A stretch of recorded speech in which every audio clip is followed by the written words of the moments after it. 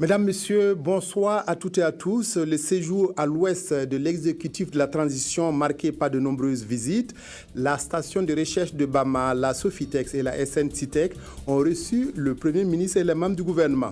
Après une longue période de léthargie, les commissions mixtes de coopération Burkina-Togo reprennent du service. Les préparatifs de la troisième commission ont démarré ce matin à Ouagadougou. Le décès d'un présumé fraudeur dans la région de l'Est a suscité la colère des populations contre la douane de Fada. Notre invité viendra nous donner la version des faits selon les services des douanes. Mesdames et messieurs, bienvenue au journal. Le Conseil des ministres s'est tenu hier à Samandeni, dans le Houé. Plusieurs dossiers ont été examinés, comme la situation de la mise en œuvre du programme de développement intégré de la vallée de Samandeni, les chèques impayés au Trésor public et l'érection de l'hôpital Blaise Compaoré en centre hospitalier national CHU. Reportage Ernest Kambiré. Pour ce Conseil des ministres délocalisé dans le Grand Ouest du Burkina, c'est ici, à la cantine du chantier du programme intégré de développement de la vallée du Samandeni, un des projets les plus ambitieux pour la région et pour le pays actuellement en cours de réalisation, que l'exécutif burkinabé a choisi de se retrouver pour débattre des dossiers inscrits à son ordre du jour. Parmi ces dossiers figure en bonne place la situation de la mise en œuvre du programme de développement intégré de la vallée du Samandeni, PEDIS. Des instructions ont été données au ministre en charge du dossier pour que les problèmes financiers soient résolus, ce qui va donner droit à l'ouverture de la deuxième phase du projet. Et donc le rapport a fait des recommandations qui ont été acceptées, notamment prendre les dispositions pour que les problèmes financiers soient résolus, mais également pour que l'aménagement de 1500 hectares, qu'on puisse reporter ça dans la seconde phase et que le gouvernement nous donne l'autorisation de commencer à réfléchir à monter la deuxième phase donc, du PEDIS. Autre point ayant fait l'objet d'échanges à ce Conseil des ministres délocalisés au titre du ministère de l'économie et des finances, l'approbation des résultats sur la passation d'un marché au niveau de la voirie de Bobo-Dioulasso d'un coût d'environ 2 milliards 200 millions de francs CFA et la situation des chèques impayés au trésor public estimé à plus de 26 milliards de francs CFA. C'est essentiellement le secteur privé qui se plaît souvent à émettre des chèques sans provision au profit de l'administration publique. Et instruction a été donnée par le Conseil des ministres de publier le nom de l'ensemble de ces auteurs qui ont émis ces chèques sans provision. Au titre du ministère de la Santé, le Conseil a examiné et adopté 2 décrets portant institution et organisation des examens de fin d'études des écoles publiques et privées de formation de base des personnels paramédicaux et sages-femmes et érection de l'hôpital Blaise Compaoré en centre hospitalier universel CHU. Vous savez qu'en matière de ressources humaines, notre pays en a besoin et nous avons besoin de diriger cette structure-là pour que le caractère universitaire, le caractère lié à la formation des médecins, notamment spécialistes et des autres agents, puissent en tout cas être pris en compte au niveau de cet établissement. Pour ce qui est des personnels de santé, notamment les paramédicaux, vous n'irez pas aujourd'hui qu'en dehors de l'École nationale de santé publique. Nous avons près d'une trentaine d'écoles de formation privée, pour ce qui est des personnels privés. Il était de bon temps que pour crédibiliser et nous rassurer également que nous avons des personnels de santé de qualité qui sortent de ces formations, des écoles-là, que nous puissions véritablement harmoniser la question et surtout faire qu'il y ait un examen unique qui permet de mesurer véritablement la qualité et les compétences de ces personnels-là. Autre fait important à signaler à ce Conseil des ministres de ce mercredi 18 février délocalisé à Samandeni, c'est la participation du contrôleur général de l'autorité supérieure de contrôle d'État. Interpellé par les membres du gouvernement, Luc Marius Ibriga a fait au Conseil le point à mi-parcours des investigations de l'ASE. Le Premier ministre Yacouba Isaac Zida et plusieurs membres du gouvernement ont visité aujourd'hui la Sofitex et la SNCITEC. Une sortie qui leur a permis de toucher du doigt les réalités, les conditions de fonctionnement et les préoccupations des différents acteurs œuvrant dans ces unités industrielles. Reportage signé à nouveau Ernest Kambiré. Zone industrielle de Bobo-Dioulasso, complexe usine Bobo 3, un des fleurons de la Sofitex en matière d'égrenage du coton-graine. Le temps d'une matinée, le Premier ministre chef du gouvernement s'imprègne des réalités de cette unité. du système d'égrainage du coton graine au service de classement des produits finis en passant par le dépôt quai, Yacouba Isaac Zida et les membres de son gouvernement sont venus toucher du doigt les réalités de cette usine, principal moteur de la Sofitex, la nationale des fibres textiles, dans l'égrainage du coton. Nous avons pu nous rendre compte que la Sofitex a un label de qualité parce qu'il ne s'agit pas seulement de produire du coton, mais il faut produire du coton de très bonne qualité qui se vend bien sur le marché international. Et avec le laboratoire qu'ils ont ici, nous avons pu nous rendre compte que, en tout cas, le coton burkinabé a de beaux jours devant lui. Vous savez que le coton fait vivre en tout cas des minimum 4 millions de paysans à ce jour et cela va continuer. Donc il est important que nous puissions poursuivre dans la recherche pour que le coton puisse pendant longtemps continuer de contribuer, bien sûr, comme c'est le cas aujourd'hui, à la rentrée des devises dans notre pays. Ici, à la SNCITEC, filiale du groupe Géocoton, c'est au pas de course que le chef du gouvernement a visité cette unité industrielle, aujourd'hui en proie à d'énormes difficultés dues essentiellement à la fraude et à la contrefaçon. Toutes les réserves que nous avions pu constituer jusque-là ont été finies, apurées. Nous ne sommes plus qu'au capital social. Donc si nous commençons encore à perdre de l'argent, ça va devenir un petit peu plus compliqué. Pour l'instant, les ventes d'huile se portent correctement, mais nous sommes gênés par des importations.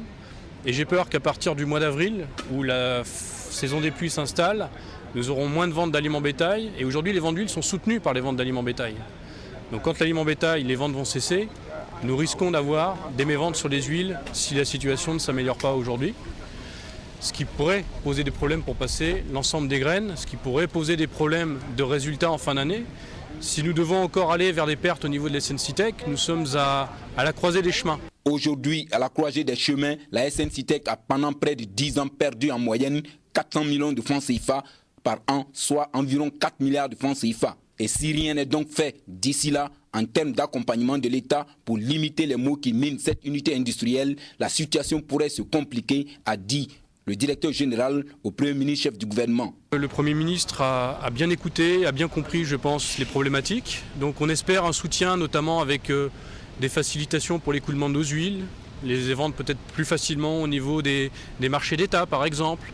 Il y avait des mesures qui avaient essayé d'être mises en place l'année dernière au niveau de la SONAGES, mais jusque-là, pour des raisons malheureusement financières, on a un petit peu de mal à avancer.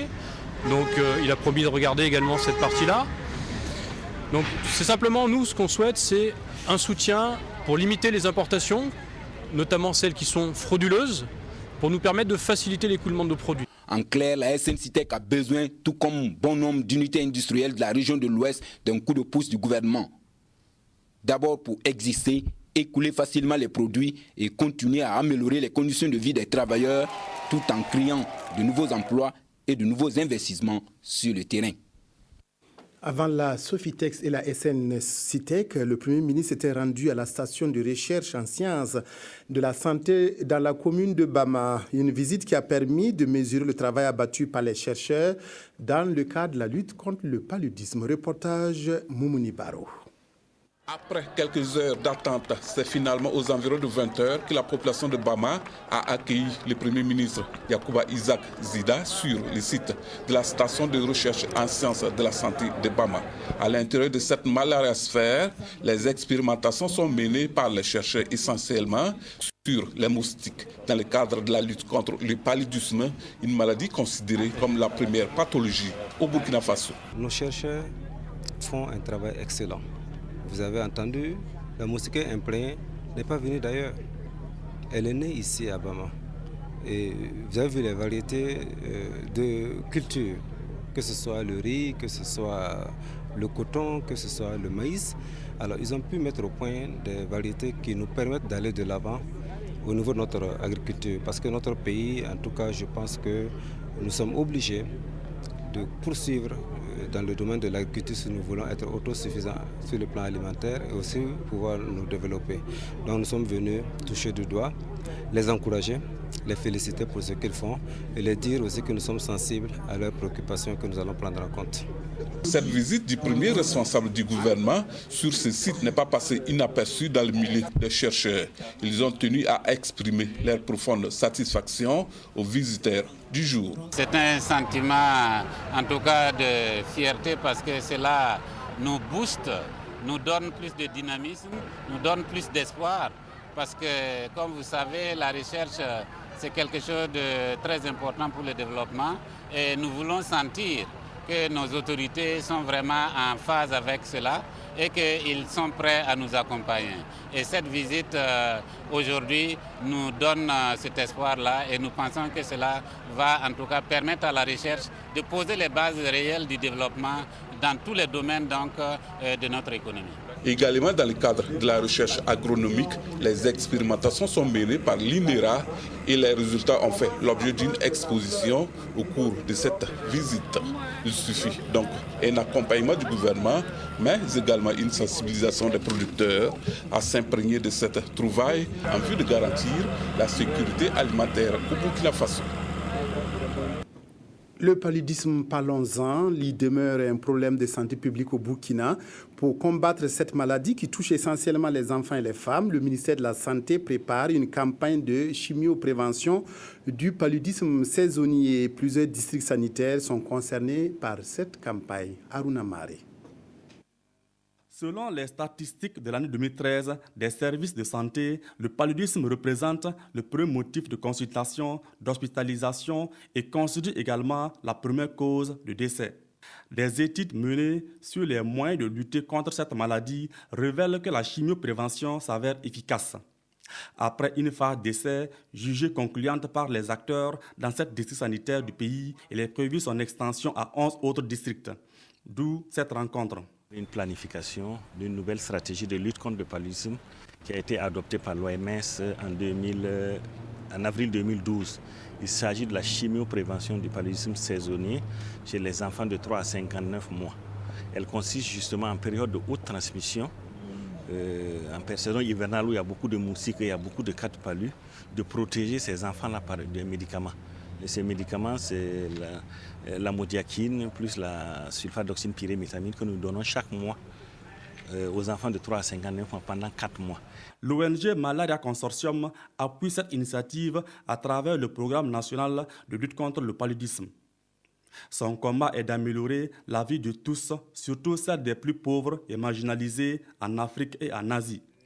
La chimioprévention du paludisme saisonnier fait partie de ces domaines d'intervention.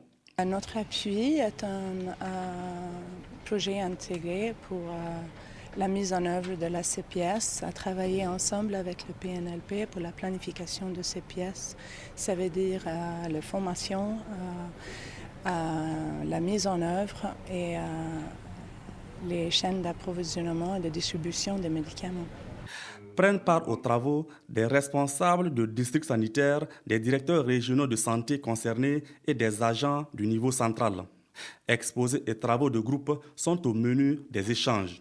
Des échanges qui devraient accoucher du plan de campagne de chimioprévention du paludisme saisonnier de l'année 2015. Santé toujours, de nombreux services du centre hospitalier universitaire Sorosano de Bobo-Dioulasso ont connu ces derniers jours des perturbations causées par une pénurie d'oxygène médical, un manque qui serait dû à une facture impayée de plus de 130 millions de francs CFA à la société qui fournit l'oxygène à l'hôpital de Bobo-Dioulasso. Reportage Karim Sissé. Le centre hospitalier universitaire Sorosano de Bobo-Dioulasso traverse depuis un certain temps des moments difficiles. Il est en rupture d'oxygène médical. Une rupture provoquée par une dette antérieure datant de 2009.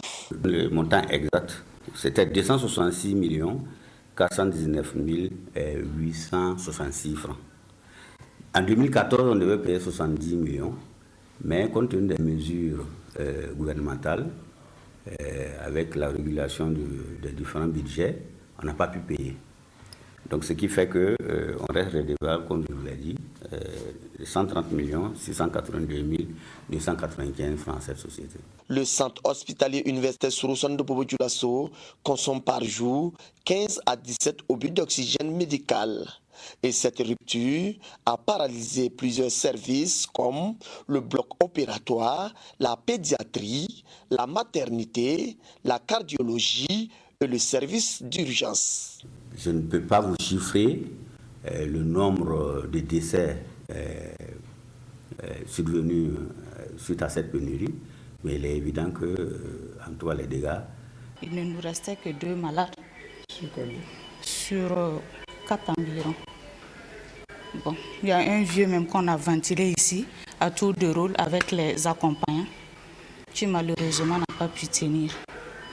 C'est avec l'arrivée d'oxygène qu'on a pu admettre les autres malades. Si on ne pouvait même plus prendre de malades.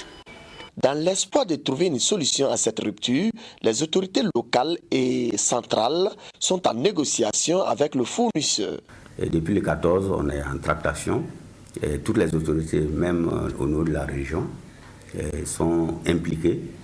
Et on a eu une séance de travail avec le représentant local de cette entreprise sur place pour essayer de les convaincre d'accepter qu'on signe le contrat afin de commencer la fourniture de l'oxygène. Donc hier, on a eu, heureusement, avec l'appui de la direction régionale de la santé, et les districts sanitaires ont pu nous apporter 40 obus. Et les activités ont repris hier. Le directeur général du centre hospitalier universitaire Sorosan de Bobo-Dioulasso espère qu'une solution définitive sera trouvée afin de résoudre une fois pour toutes ce problème d'oxygène médical. Retour à Ouagadougou où l'ambassadeur du Japon a rendu ce matin une visite au président du Conseil national de transition, CNT. Les deux hommes ont échangé autour des relations de coopération entre le Japon et le Burkina. Le pays du soleil levant s'est engagé à soutenir le processus de transition en cours, notamment l'organisation des élections d'octobre. Le diplomate nippon à sa sortie d'audience, propos recueillis par Kadi Sanogo. Les relations entre le Japon et le Burkina Faso sont excellentes. Burkina Faso est un pays ami du Japon. Le peuple burkinabé sont amis de Japonais. Alors, et puis, la stabilité. Pour avoir la stabilité et la paix au Burkina Faso, on doit quand même développer aussi la démocratie, et bonne gouvernance, et puis la justice. Dans ce domaine, les élections présidentielles et législatives sont très importantes. C'est la raison pour laquelle le Japon voudrait contribuer dans la mesure du possible pour bon déroulement des élections présidentielles et législatives. On va travailler tout d'abord, bien sûr, avec CENI. Et puis, deuxième axe, c'est à travers le PNUD, on voudrait financer le projet pour les élections présidentielles et législatives. Et puis, il y a des organisations non gouvernementales qui travaillent dans le domaine de l'observation électorale. Donc, on voudrait appuyer leur activité. La commission mixte de coopération Burkina-Togo a repris ses sessions après une longue léthargie. Ainsi, les experts des deux pays se sont retrouvés aujourd'hui à Ouagadougou pour préparer la troisième session de cette commission mixte. Une quinzaine de projets d'accords seront examinés à cette occasion. Les précisions de Drissa Séré. Les experts des affaires étrangères du Togo et du Burkina se retrouvent pour préparer la troisième session de la commission mixte Burkina Faso-Togo. Si les relations entre les deux pays sont au beau fixe, cette session aura à examiner une quinzaine de projets dans le domaine économique, sans oublier les préoccupations communes. Nous qui sommes dans ces pays, nous avons également des plaintes de la part des citoyens de ces pays, Togo, Bénin et Ghana, que je crois. qui se plaignent également de problèmes de libre circulation qu'ils rencontrent sur notre territoire. Donc c'est un problème commun à tous les pays membres de la CEDEAO. Et nous essayons en tout cas avec les autorités togolaises de régler les cas que nous rencontrons. Mais ces questions font également partie des points qui seront discutés au cours de cette rencontre des experts. Cette réunion préparatoire des experts vient dynamiser la grande commission mixte de coopération Burkina Faso-Togo. D'ores et déjà, les deux parties montrent une bonne disposition d'esprit. Il faut dire que ce que nous attendons tout simplement, c'est que les deux parties en tirent profit et des avantages comparatifs de cette relation, de ces relations de coopération et d'amitié. La signature de l'accord portant création de la grande commission mixte de coopération entre le Burkina Faso et le Togo remonte au 20 janvier 1984. Les objectifs restent les mêmes, mettre en commun les expériences des deux pays pour relever les défis communs. La journée fut agitée aujourd'hui à Fadangourouma. Jet de pierre contre tir de gaz lacrymogène. C'est cette situation qui prévalait aux alentours de la brigade mobile de douane. La cause de cette situation est le décès d'un présumé jeune fraudeur trop tôt ce matin à l'entrée du village de Natiabouani, situé à plus de 50 km de Fada sur la route du Bénin. Alors, pour avoir la version des faits, nous recevons ce soir le secrétaire général du syndicat national des travailleurs des douanes, M. Mathias Kadiogo. Bonsoir. Bonsoir. Alors, M. Kadiogo, est-ce que vous pouvez nous expliquer comment en tout cas, ce décès est intervenu à Natiabouani? Merci pour le temps que vous donnez au syndicat des travailleurs des douanes d'apporter les éléments d'information au peuple burkinabé, aux auditeurs de la télévision burkinabé. Et il faut dire qu'on va saisir l'occasion pour rectifier ce qui avait été dit au journal télévisé de 13h. Il n'y a pas eu de tir sur un individu.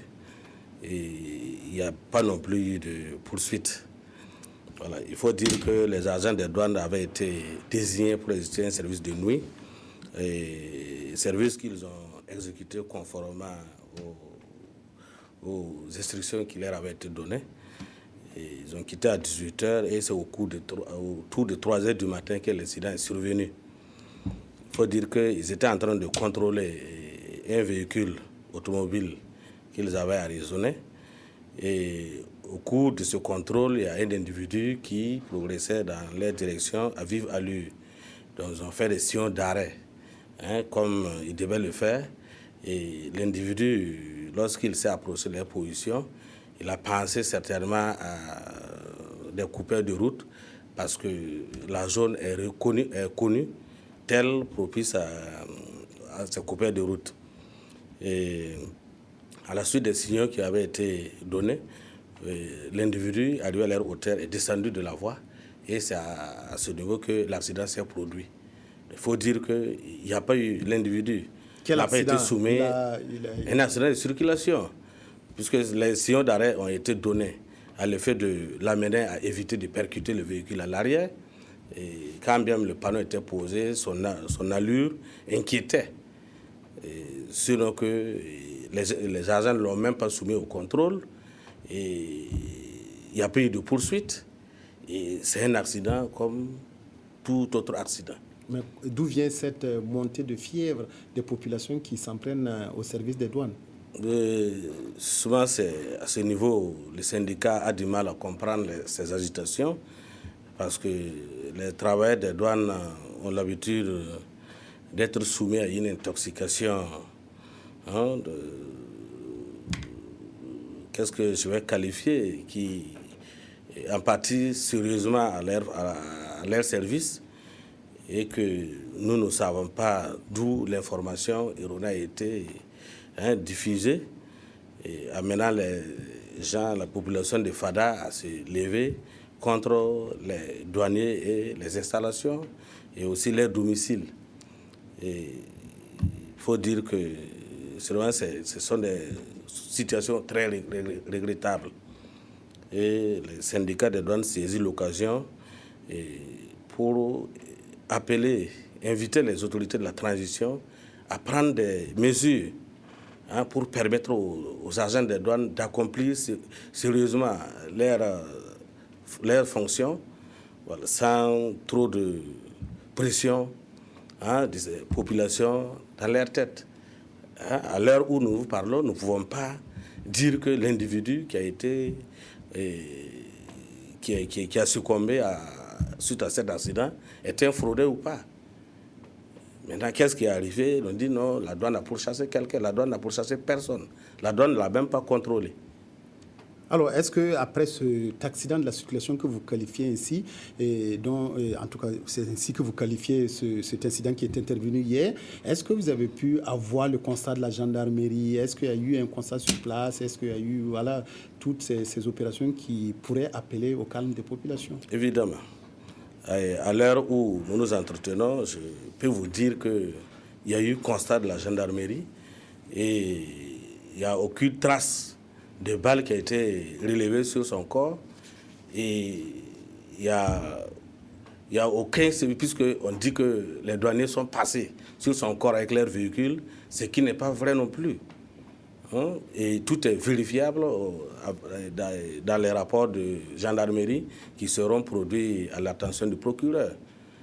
Et je pense que des situations comme ça, des situations comme les populations doivent pouvoir quand même garder leur calme pour attendre la manifestation de la vérité, au lieu de s'en prendre à une institution comme la douane qui travaille rien que dans un service de brigade pour protéger l'économie nationale et garantir la mobilisation des recettes. Merci beaucoup, M. Mathias Kadiogo.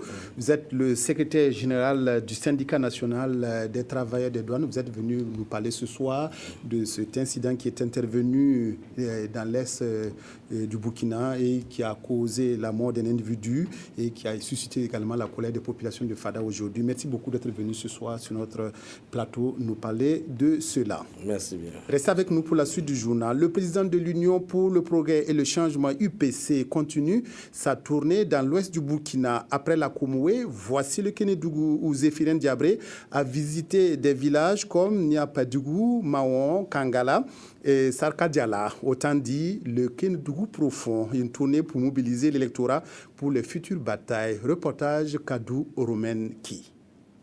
Être patriote et faire office de foi des valeurs d'intégrité, c'est le résumé des propos du chef de village de Niampédougou à la délégation de l'Union pour le progrès et le changement UPC. C'est grosso modo la substance du message qui se dégagera lors de cette tournée dans les 3 autres villages. Au-delà de prôner les valeurs intrinsèques humaines, les populations ont émis d'autres préoccupations beaucoup plus concrètes. Des préoccupations qui seront dans le viseur du gouvernement UPC si victoire revient au parti le soir de la présidentielle d'octobre prochain. L'occasion a été donnée pour moi d'entendre un certain nombre de problèmes auxquels les gens tiennent à cœur, dont par exemple la question des produits de base qu'ils produisent ici et dont ils ont des problèmes d'écoulement, des problèmes d'accès à l'eau, des problèmes d'éducation des enfants, des problèmes de santé, des problèmes d'insécurité. Tout cela, là, ce sont des aspects que nous allons bien entendu prendre en compte dans le programme que nous allons présenter à l'attention du peuple burkinabé. Et c'est toute l'importance de cette tournée. Toucher du doigt les réalités des populations dans les villages reculés. Un honneur aussi bien pour le premier responsable de l'UPC que pour les populations. On a abattu beaucoup de travail déjà, mais il reste que beaucoup de gens encore rêvaient de rencontrer le premier responsable. Je m'attendais à ce genre de mobilisation. On est habitué à ça, parce que le public commence à aimer le parti. Pour une prise de contact, il faut dire que l'accueil était plutôt chaleureux dans la province du Kénédougou. Laquelle province s'en est sortie avec la mairie de Orodara lors des élections couplées législatives et municipales de 2012. Année à laquelle le parti était classé 2e sur le plan national avec 19 députés et 30 mairies. Kombisri abrite depuis ce matin un atelier initié par le ministère de l'administration territoriale, de la décentralisation et de la sécurité. C'est une rencontre qui permettra au comité ad hoc de révision du code électoral de se pencher sur l'avant-projet de loi modificative de la loi 014-2001 du 3 juillet 2001 portant code électoral. Yolande Lompo. Ils ont pour souci d'améliorer l'organisation des élections par une prise en compte des observations et des propositions faites lors des élections législatives et municipales couplées de 2012. Ces représentants des structures impliquées dans l'organisation des élections, de la société civile et des partis politiques ont 48 heures pour procéder à un réexamen de la loi numéro 14/2001 AN du 3 juillet 2001 portant code électoral. Cette relecture qui se veut inclusive devrait permettre de prendre également en compte les propositions des acteurs de la nouvelle classe politique. Au sortir de ces élections, la CENI avait essayé de capitaliser les acquis. Et en 2014, le ministère de l'administration territoriale qui a en charge l'organisation des élections avait essayé de regrouper un comité restreint pour examiner ces différents amendements et suggestions afin d'améliorer la loi électorale. Cela avait abouti à un projet de décret qui avait été acheminé au niveau du Parlement, mais compte tenu de l'insurrection populaire qui a eu lieu les 30 et 31 octobre 2014, il fallait également réintroduire le projet et le soumettre à l'appréciation. Au sortir de cette rencontre, le ministère de l'Administration territoriale, de la décentralisation et de la sécurité devrait disposer d'un avant-projet de loi modificative consensuelle qui reflète les attentions légitimes du peuple burkinabé. L'Association pour le développement du monde rural, AMDR, organise depuis ce matin la deuxième foire sylvo-agro-pastorale de la région du Centre. Le thème retenu est la productivité agro-sylvo-pastorale en zone périurbaine, opportunités, contraintes et perspectives. La foire se déroule à Kinfagé, dans la commune rurale de Komsilga, au sud-ouest de Ouagadougou. Amandine Lalsaga, reportage. Ils sont environ 70 producteurs à exposer leurs produits dans ce marché de Kinfagé. Ressortissants du village et d'autres villages environnants de la commune rurale de Komsilga, ils présentent leurs produits dans les filières bovines et ovines. Des produits du cru et de l'artisanat sont aussi concernés. On est venu exposer la pomme de terre et des choux. Voilà, une telle rencontre nous motive. Parce qu'on est vu dans le du Centre que nous sommes des producteurs. On est contents. Nous proposons que si l'État peut nous aider dans nos travaux, je peux dire que les semences là sont beaucoup chères, l'engrais ici c'est cher. Si l'État peut nous aider. Cette exposition entre dans le cadre de la deuxième édition de la foire agro-sylvo-pastorale de la région du Centre. La première édition, nous avons eu 32. Actuellement, nous sommes à plus de 70 stands. Je crois que, et puis la première édition, c'était une foire communale. Cette fois-ci, c'est une foire régionale qui regroupe les 6 communes de la région du Centre. Donc, pour moi, le bilan, je ne dirais pas qu'il est positif, mais en tout cas, les résultats sont en train d'être vraiment... En fait, on commence à avoir des résultats concrets sur le terrain. Cette foire qui se veut un cadre de rencontre et de partage d'expériences entre producteurs des filières sylvo-agro-pastorales bénéficie du soutien d'associations sœurs, comme l'ONG Slow Food de l'Italie. L'occasion a été saisie par le ministère en charge de l'environnement pour lancer une campagne contre les déchets plastiques avec comme objectif 0 sachet plastique. Dans cette perspective, du matériel de collecte des déchets a été remis à des acteurs de l'assainissement. Le barrage de Wibzougou dans la commune rurale de Komsilga sera bientôt une réalité. Le chantier qui connaissait des difficultés de finition a été visité hier par les autorités de la région du Centre. Cette sortie a permis de parvenir à un compromis avec l'entrepreneur, ce qui devrait accélérer la réalisation de l'ouvrage hydraulique. Reportage Maxime Zongo. Débuté le 6 décembre 2013, les travaux de construction du barrage de Wibzougou, commune rurale de Komki-Ipala, région du Centre, étaient censés prendre fin en juin 2014, soit un délai contractuel de 6 mois.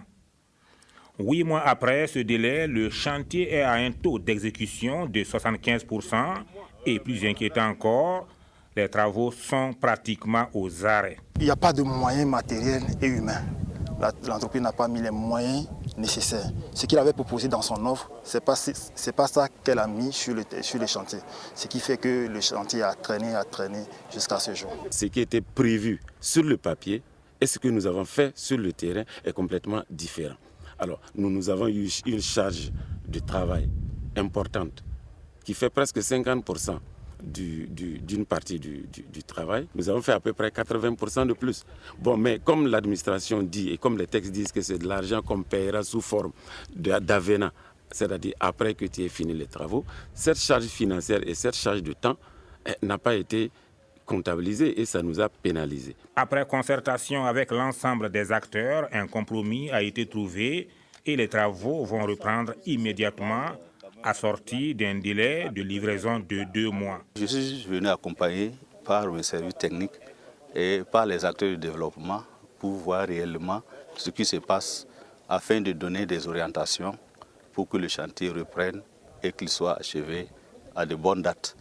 Et en discutant avec l'entreprise, le groupement d'entreprises, elles sont au nombre de 2, ils nous ont promis que d'ici le 17 avril 2015, ce chantier sera achevé. Le barrage de Wopzougou, qui est très attendu par la population riveraine, est l'un des projets porteurs de la localité. Sa capacité est estimée à 600 000 m3 d'eau. Coût de réalisation, 402 millions de francs CFA environ.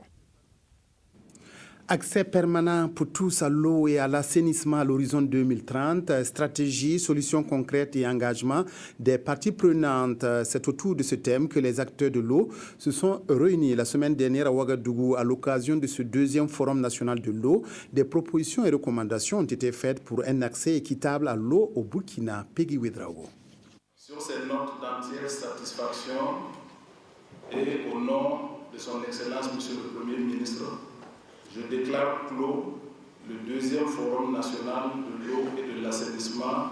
Voici close la 2e édition du Forum national de l'eau et de l'assainissement.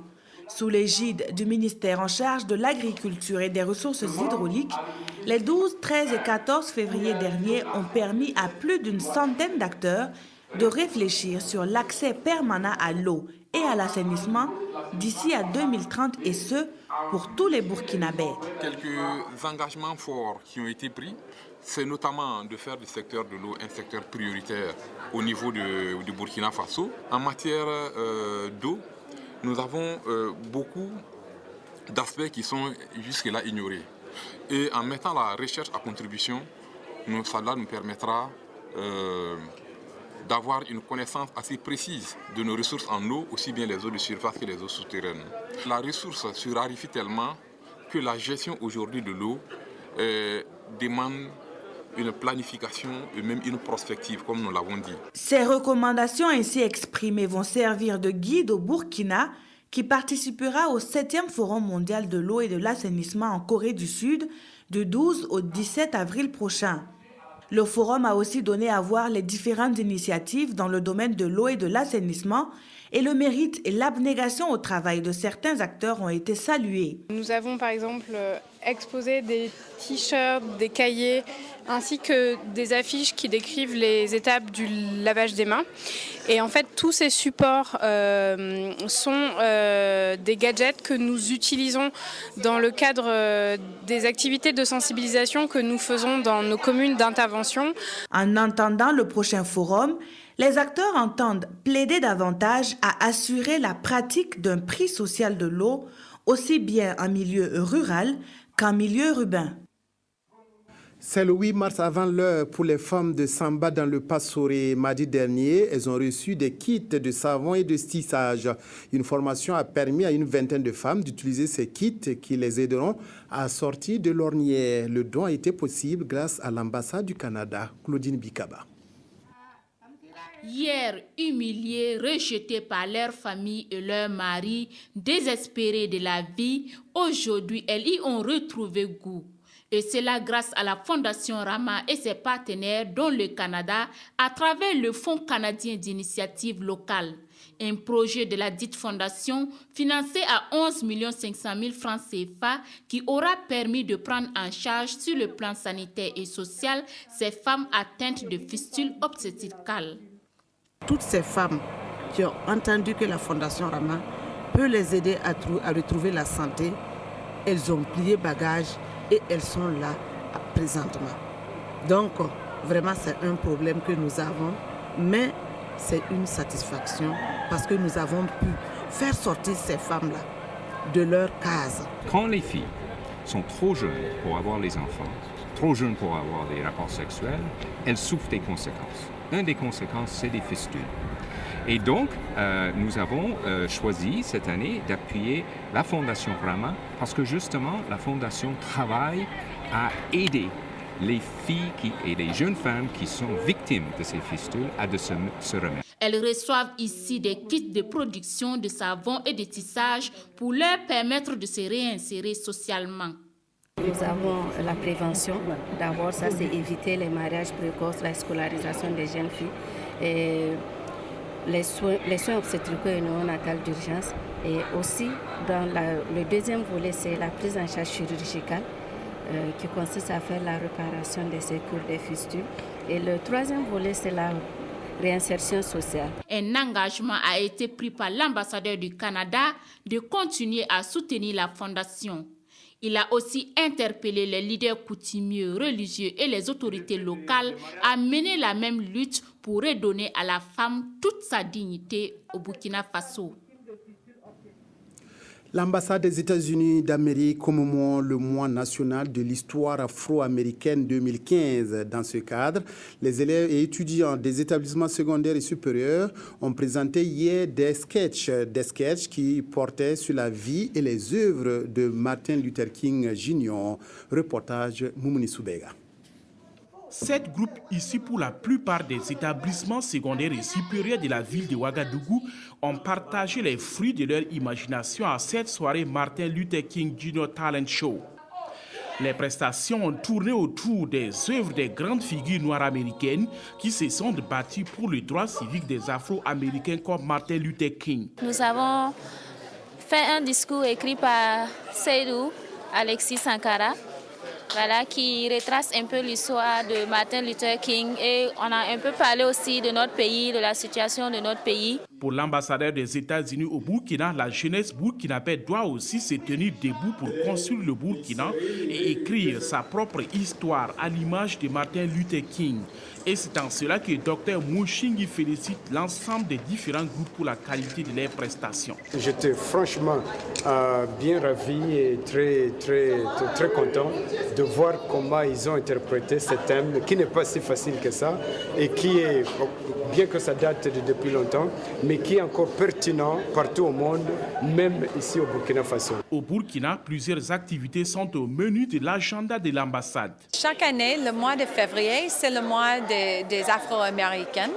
Et chaque ambassade, le monde entier, fait un programme pour donner l'éducation d'importance et l'histoire des Afro-Américains dans l'histoire des États-Unis. Nous avons aussi accueillir des établissements à notre bibliothèque, l'American Library, dans l'ambassade. Martin Luther King Jr. Talent Show est organisé dans le cadre de la célébration du mois national de l'histoire afro-américaine 2015. À travers ces mois, les États-Unis entendent ainsi rendre hommage aux ténors des mouvements des droits civiques. Rendre propre la ville de Ouagadougou, c'est l'objectif que s'est fixé la direction du développement durable de la mairie. Mardi dernier, elle a mis le cap sur les locaux de la télévision nationale du Burkina. Cette action permet d'offrir un bel éclat à la ville de Ouagadougou à quelques jours du FESPACO. Draman Guéné. Il est 8h30 ce mardi à la télévision nationale du Burkina. Une centaine d'hommes et de femmes sont déterminés à rendre plus propres les locaux de la chaîne publique. Au-delà de l'amélioration du cadre de travail des agents de la RTB, c'est tout un symbole qui se dégage de cet acte.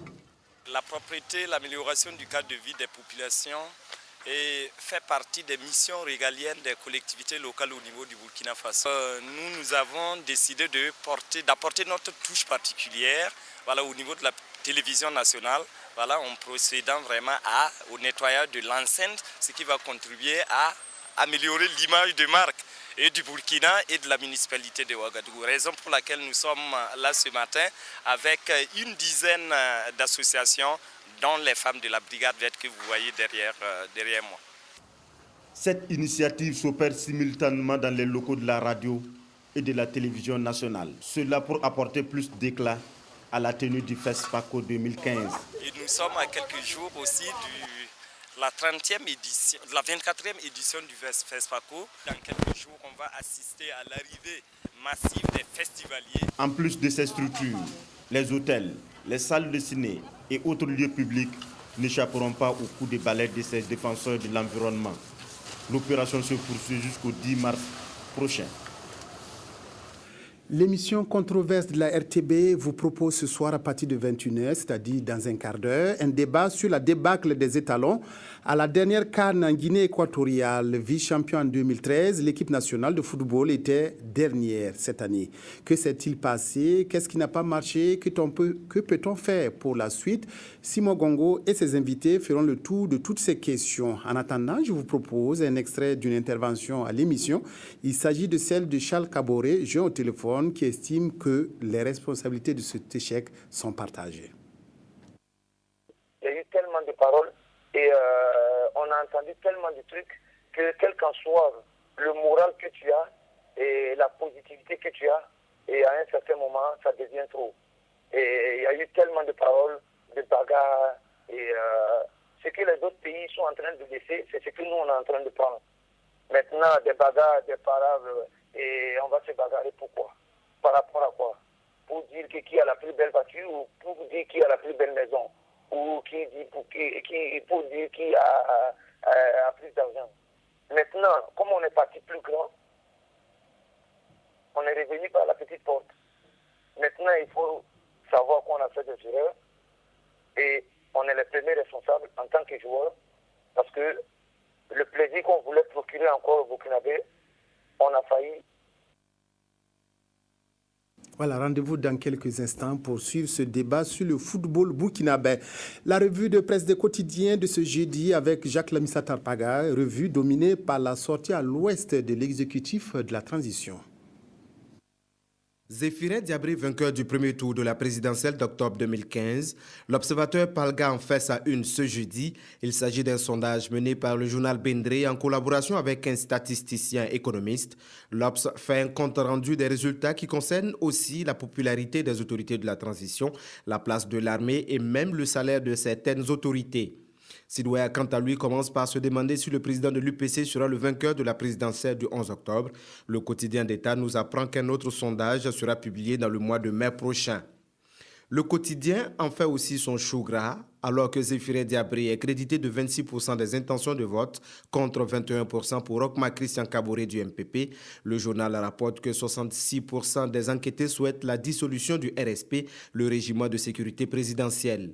Le quotidien Aujourd'hui au Faso renchérit simplement Zéphirin Diabré en tête avec tout de même une précision. Les enquêtés recommandent la baisse du prix du carburant, des loyers et une hausse du salaire. Pendant ce temps, le président du Faso et tout le gouvernement sont à Bobo Dioulasso. En plus du traditionnel conseil des ministres qui s'est tenu, le président y était en contrôleur de chantier du barrage de Samandeni, rapporte Sidouaya. Le projet connaît un retard et Michel Kafando affirme que le gouvernement trouvera les moyens pour continuer le travail. Le barrage de Samandeni a un coût de 200 milliards de francs CFA, écrit l'observateur Palga. Le pays, lui, précise à ce sujet que c'est la première fois que les Bobolais rencontrent le président depuis sa prise de pouvoir. Restons dans le quotidien Le Pays qui est allé à la rencontre de Frédéric Guirma. De nombreux Burkinabés se rappellent le candidat qui voulait mettre en ballottage Blaise Compaoré à la présidentielle de 2005. En exil depuis cette date, il se prononce dans une grande interview sur l'insurrection populaire d'octobre dernier, la conduite de la transition et la vie politique nationale. Pour Frédéric Guirma, la classe politique burkinabé est un effroyable panier à crabes. Fin du journal, merci de l'avoir suivi. Bonne suite de programme sur la RTB. Excellente soirée à toutes et à tous.